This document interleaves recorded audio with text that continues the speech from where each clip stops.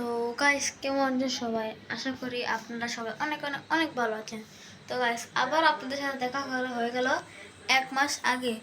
তো গাইস আপনারা ভাবছেন আমি শুধু আমার ফেসটা শুধু বডিটা গলা বলতে গেছি কেন, কারণ আমার আসলে গেঞ্জি নেই তাই।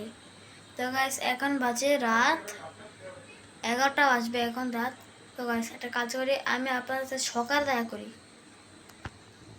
তো গাইস কেমন আছেন সবাই? আশা করি আপনারা সবাই অনেক অনেক অনেক ভালো আছেন। তো গাইস আমি আপনাদের মাঝে আবারও আসলাম 1 মাস পর।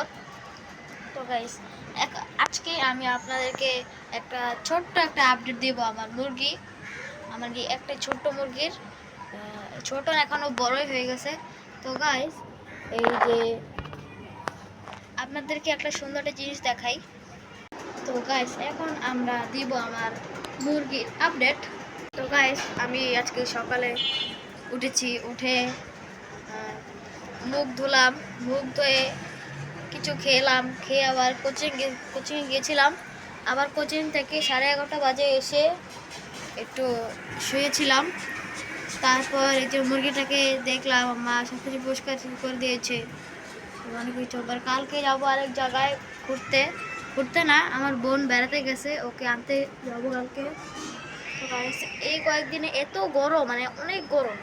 আমাদের এই যে স্ট্যান্ড ফ্যানটা, এই যেখানে স্ট্যান্ড ফ্যান আছে, ওই স্ট্যান্ড ফ্যানে উপর আমরা নির্ভরশীল করে থাকি। অনেক গরম।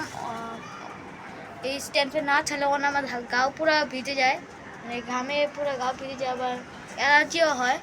এভাবে টিম খেলে কিছু অ্যালার্জি, কিন্তু গরমের ভিতরে আবার অনেক অ্যালার্জি হয়। তারপর মুরগিটা এখন কিছু খেতে চায় না ভালো মতো, ভাত খেতে চায় না, অনেক শক্ত জিনিস খেতে চায়। তো গাইস আমি আপনাদের কথা বলবো কীভাবে আমার মুরগি বড় খাঁচা থেকে ছোট খাঁচা লেগেছে। আমার পাখিগুলো কোথায়? আপনারা তো জানেন যে আমার পাখিগুলো যে এই ছোটো খাঁচায় রাখতাম, এই ছোটো খাঁচা আমার পাখিগুলো রাখতাম, আর বড় খাঁচা মুরগিটাকে রাখতাম। এখন আপনারা ভাববেন যে বড় খাঁচা কোথায়? অ্যাকচুয়ালি বড় খাঁচাটা আমার ছিল না, এই ছোটো খাঁচাটা ছিল, আমার নতুন কিনে এনেছিলাম।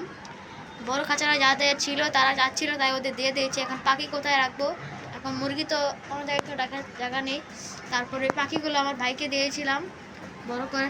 তারপরে এই মুরগিটাকে এই ছোটো খাঁচায় রেখেছি। মুরগিটা অনেক আনকমফোর্টেবল ফিল করে, কারণ অনেক ছোট, অনেক স্পেস লাগে মুরগির জন্য, ও মানে পারে না।